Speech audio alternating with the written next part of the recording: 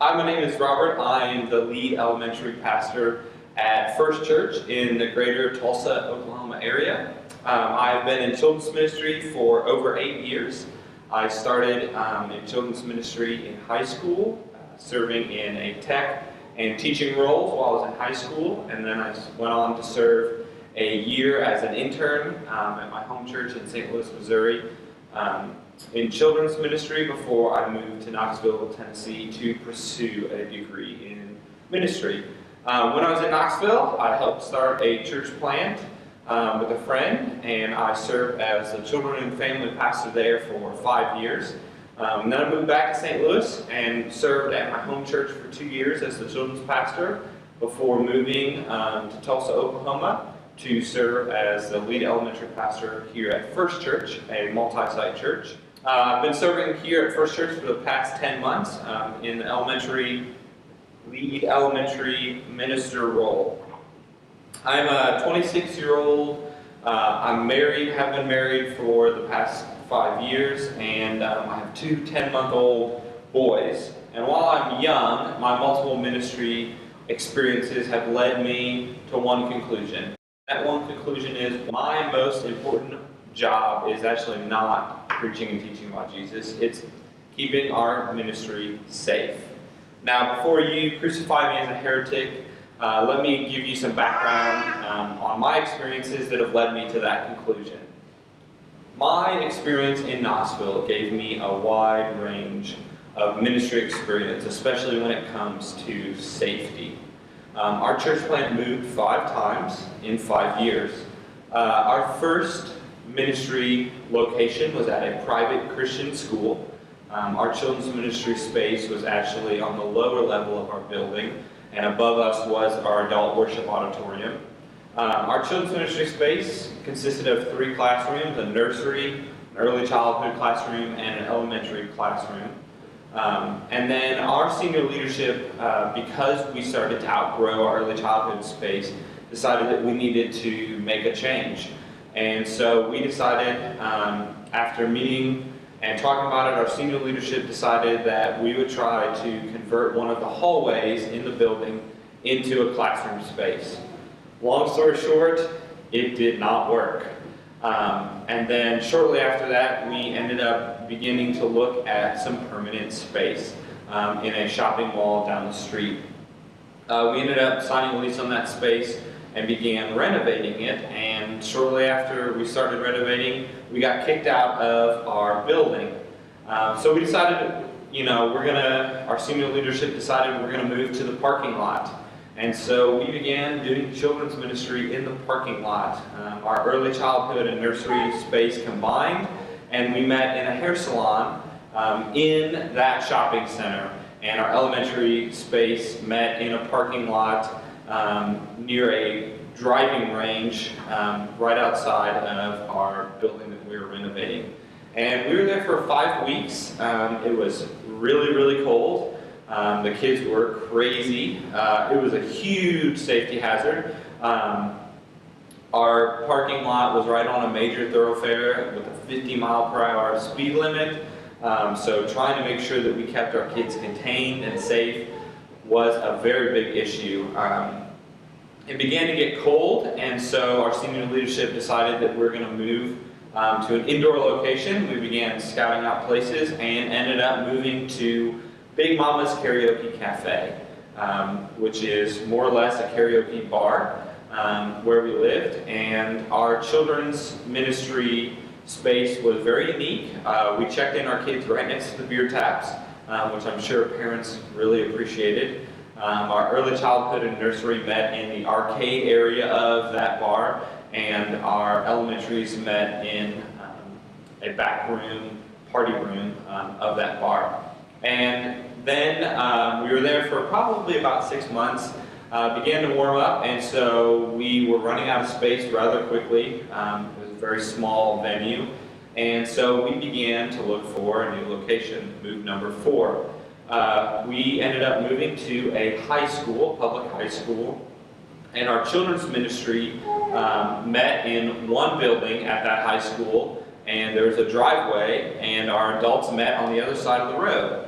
So our children's ministry met in that space. We actually were very spread out. Our elementary department was in the very back in the cafeteria. Our EC was in a couple classrooms at the front end of that building. And then across the driveway, our adults met in their auditorium. We were there probably for close to 6 months. We were still renovating our permanent space at that time and ended up being able to move in. And so we moved into that permanent space. We were there for probably close to a year before I transitioned to a new ministry role in St. Louis. During that time in Knoxville, I learned a lot about what not to do in children's ministry when it comes to safety. There are several times when we had some close calls because of safety issues, just the way that things were designed. Being portable, safety was very hard. We made a lot of mistakes in terms of safety. And then even when we moved into our permanent space, the way it was designed was to be a multi-use space. I'm sure there's probably many of you who probably live in that world of multi-use space. And so we were in a multi-use space. We weren't able to really paint or design our children's ministry space to function as a children's ministry space. It actually functioned more as a meeting space, and so we were still portable within our permanent location. And that made it very challenging. We had multiple entrances into that space. They were more compact and condensed in, but safety was a pretty big issue. And so I learned a lot in Knoxville when it comes to safety. That's really when I began forming this idea that my main priority has to be safety. A quick story about that. When we were in Knoxville, our senior leadership decided that we were going to do a judgment house.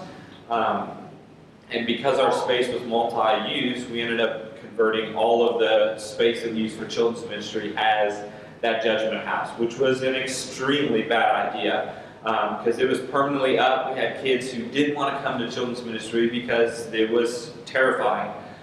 It was pretty creepy even for me, and I worked there. But that's just a really good example of, we didn't really know what we were doing when it came to safety, and a lot of challenges from our senior leadership trying to keep our space safe and kid-friendly was very difficult. But after about 5 years, I transitioned to a new role as children's pastor at a pretty large congregation. We averaged about 1,200 people a week. Our children's ministry was teetering around 300 to 400 kids birth through 5th grade. And I took over there as children's pastor. I was there for 2 years. When I came, there was a very large void in children's ministry. They were without a children's pastor for about 8 months.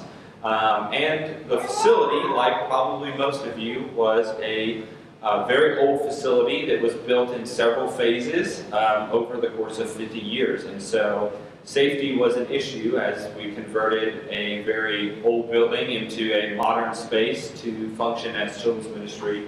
It was very difficult from a space issue to keep the kids safe, and there are a lot of policies that needed to be updated and reworked. In St. Louis was probably the moment that was probably the biggest defining moment for me in children's ministry when it comes to safety. In 2014, national news broke that an intern that had worked at the church several years ago was arrested for molesting 2 teenage boys. Now, this intern I actually had worked with when I interned at the church several years back, and our church staff really had no idea what to do. We were devastated, and we were very clueless as to how to handle the situation because it kind of came as a pretty big shock to us. And that was really what solidified my idea that as a children's pastor, my main job is to make sure that these kids are safe. Parents will not drop off their kids if they don't feel like your environment is safe. So that time in St. Louis really defined that idea for me. About 10 months ago, I actually took the role here at First Church as lead elementary pastor.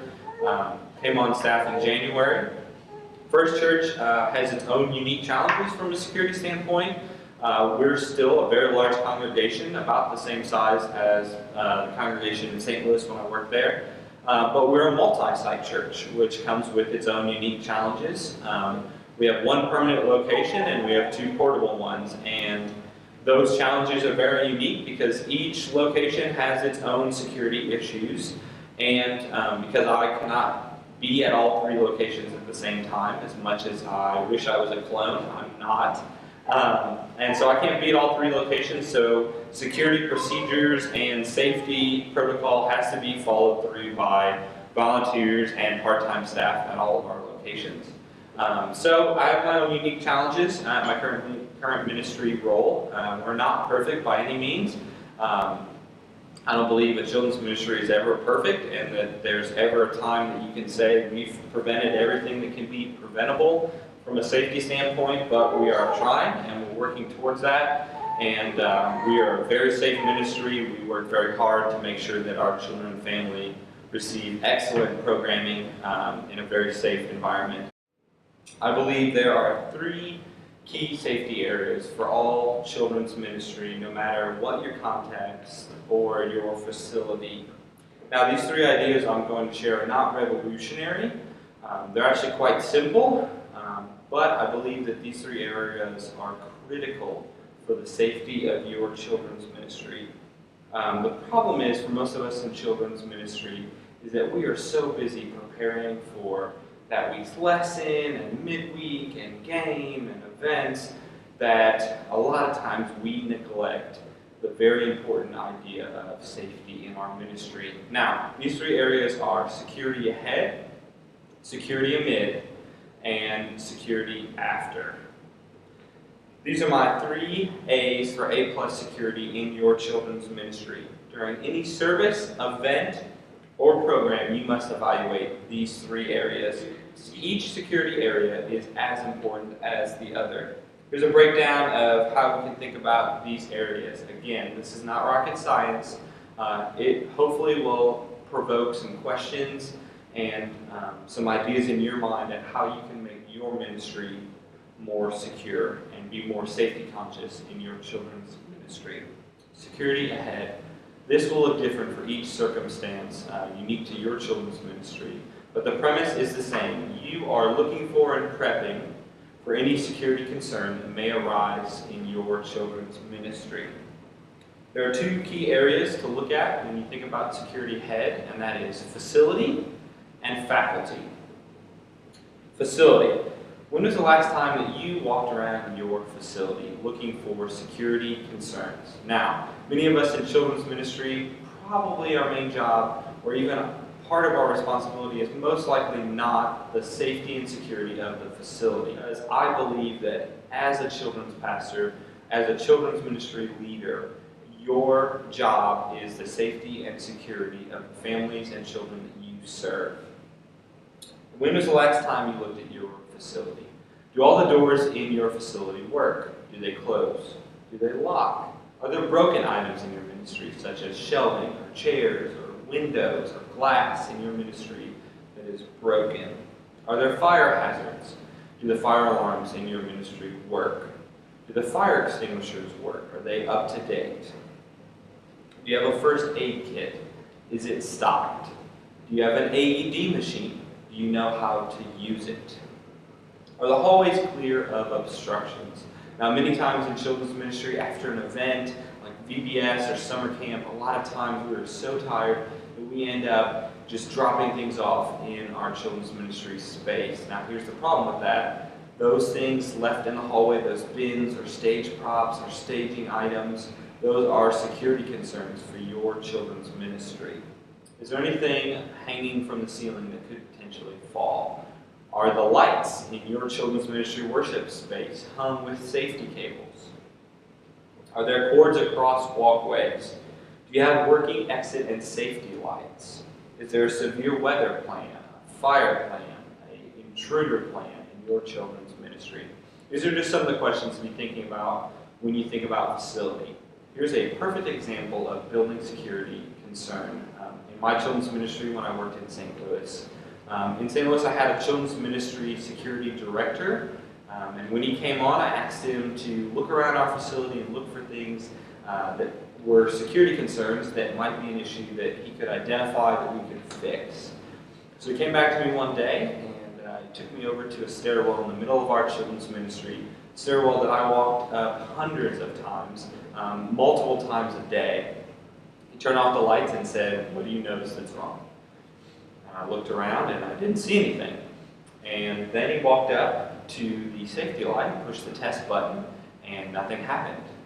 And he said, there's no exit sign in this stairwell, and the safety lights don't work. And I walk up this stairwell every single day, and I never noticed it. That's the importance of having fresh eyes looking at your facility and looking at those security concerns. If there were a power outage and we had to evacuate the building down those stairwells, it would have been a huge security and safety mess. Now, the facility is probably one of the most expensive areas for you to look at in your children's ministry. But here's a promise. Other people, your guests, your regular attenders, your members, they are looking at the security concerns at your facility. They notice when there's holes in the wall or lights hanging from the ceiling in an unsafe manner. They notice when doors don't close. They notice when there's things in the hallway that are trip hazards. They notice these security concerns, and you can bet that they have an eye out for the safety of their kids, and when they see something that concerns them, they might not address it with you, but you bet that they probably won't be back.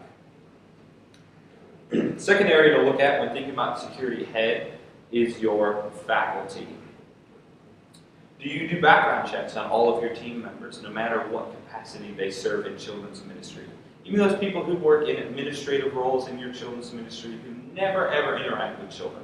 It's important that you do a background check on them because they are interacting with other members of your church as well as possibly sensitive data in your ministry that would be important for them to have a background check on file.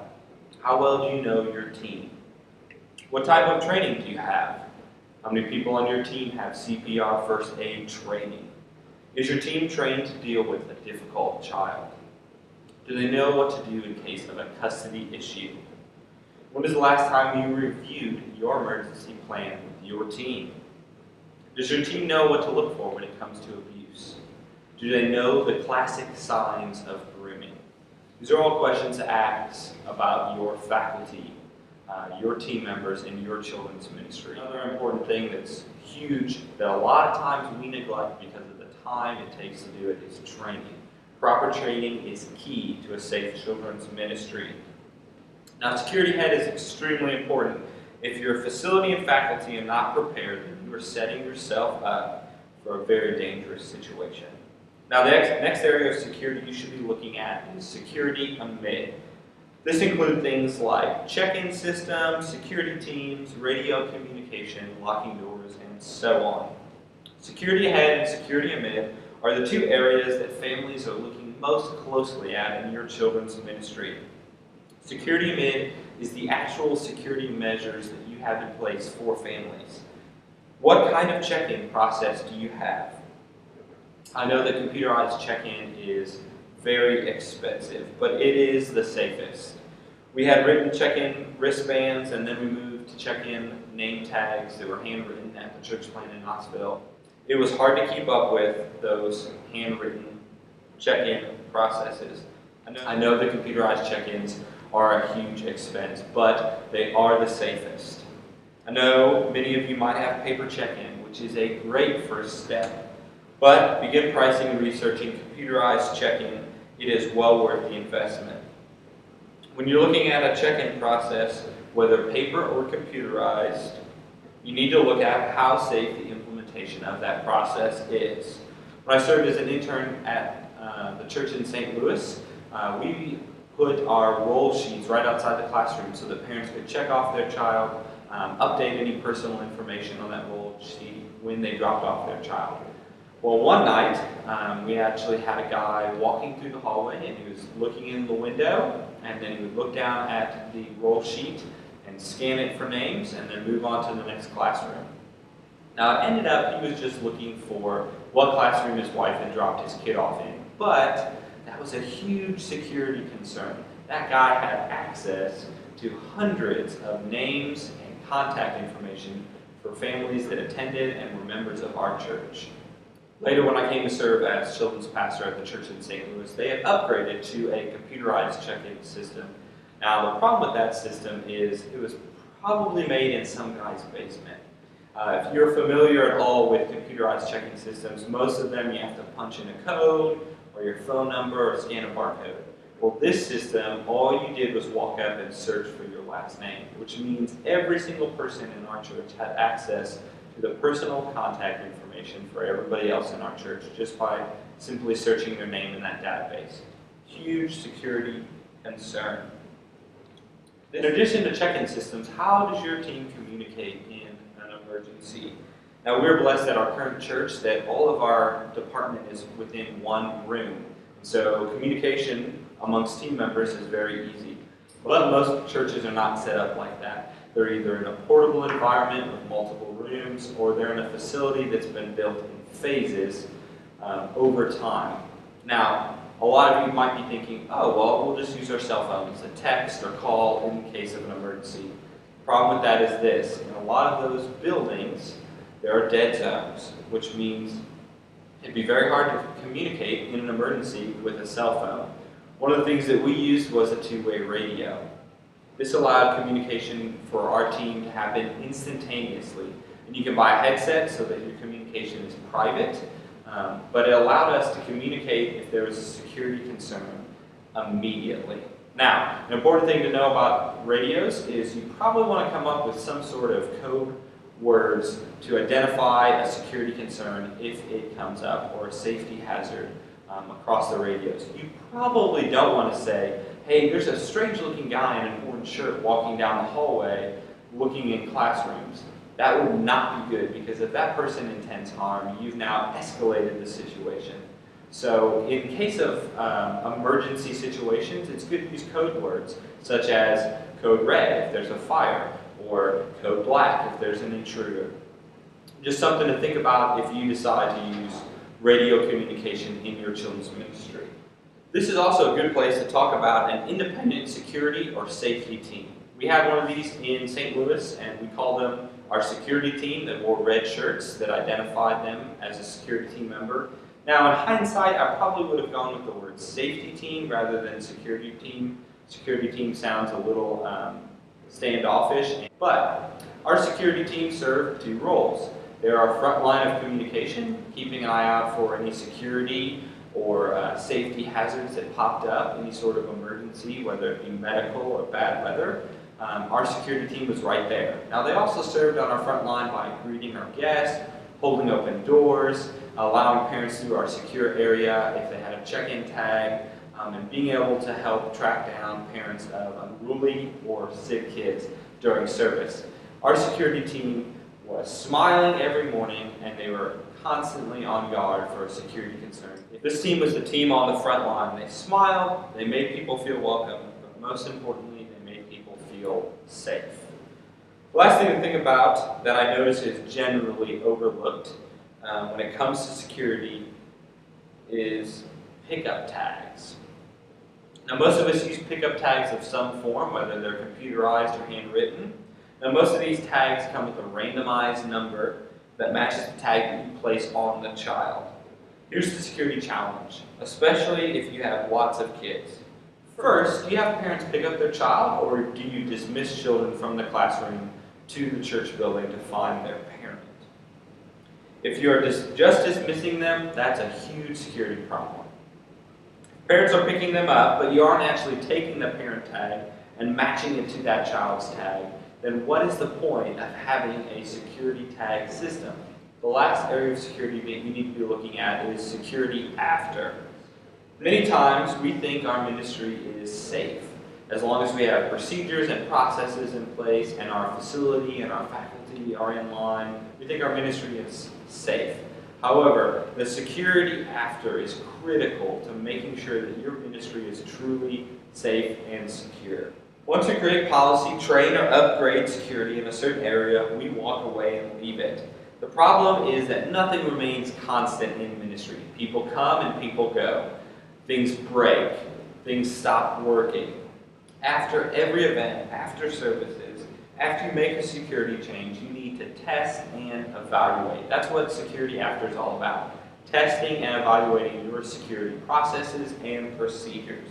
You can never prepare for everything, but there are so many things that we fail to prepare for that leaves our churches, our ministries, our families, and ourselves in jeopardy. While it's difficult to admit, my main job as a children's pastor is not preaching and teaching the gospel. It is making sure that the children's ministry that I serve in is safe and secure for every child and every family that we interact with on a daily basis. If families don't feel safe, they won't come, and that is an opportunity missed to share the gospel. Security is important. Eternity depends on it.